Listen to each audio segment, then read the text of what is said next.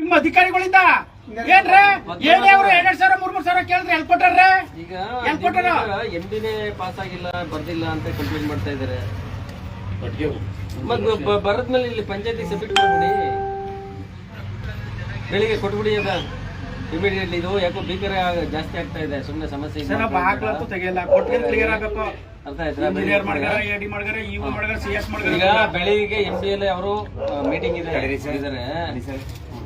Skilled payment ಲಕ್ಷಾಂತರ ರೂಪಾಯಿ ಖರ್ಚು ಮಾಡಿ ಸೋಪನ್ ಕಟ್ಟೆ ಮಾಡೋನೆ ಊರಲ್ಲಿ, ಆಯ್ತಲ್ವಾ? ಕೆಲಸ ಮಾಡೋರೆ ಸ್ಕಿಲ್ಡ್. ಇಲ್ಲೇ ಬಂದ ಬಿಡಿ ಸರ್, ಇದೆಯಾ ನಾವೇಕಲ್ಲ ಹೋಗೋದೀಗ ಸಮಸ್ಯೆಗಳಿಂದ 1 ವರ್ಷದಿಂದ ಕೆಲವು ಕಾರಣಾಂತರ ಸಮಸ್ಯೆಗಳಿಂದ ನರೇಗಾ 1 ವರ್ಷದಿಂದ ನಿಂತಿತ್ತು.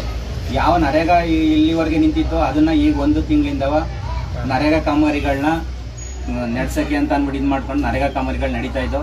ಆದ್ರೂ 1 ತಿಂಗಳಿಂದ ನಡೀತಿದ್ರು, ಅದಕ್ಕೂ ಸ್ಪಂದಿಸ್ತಾನೆ ತಾಲೂಕ್ ಪಂಚಾಯತಿ ಅಧಿಕಾರಿಗಳು, AD ಇರ್ಬೋದು, EO ಇರ್ಬೋದು, ಮತ್ತೆ ಇಂಜಿನಿಯರ್ಗಳಿರ್ಬೋದು, ಯಾವುದಕ್ಕೂ ಸ್ಪಂದಿಸ್ತಾನೆ. ಇವತ್ತು ಕಾಮಗಾರಿಗಳು ಕುಂಠಿತ ಆಗಿ ಬೀರ್ವಳ್ಳಿ ಪಂಚಾಯತಿಲಿ ಯಾವುದೇ ಕಾಮಗಾರಿಗಳು ನಡೆದಾನೆ.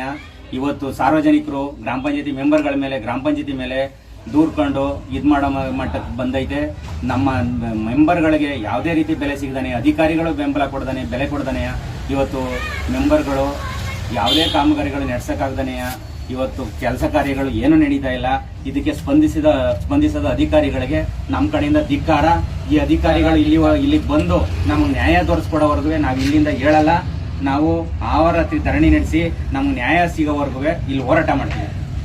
ಮೇನ್ ಆಗಿ ಹಿಂಗೆ ಸ್ಪಂದಿಸ್ತಾನೆ. ಸ್ಪಂದಿಸದ ತಾಲೂಕ್ ಪಂಚಾಯತಿ ಅಧಿಕಾರಿಗಳಿಗೆ, EOಗೆ, ADಗೆ, JEಗೆ, ಇಂಜಿನಿಯರ್ಗಳಿಗೆ, ಗ್ರಾಮ ಪಂಚಾಯತಿ ಸದಸ್ಯರಿಗೆ ಬೆಲೆ ಕೊಡದ ಅಧಿಕಾರಿಗಳಿಗೆ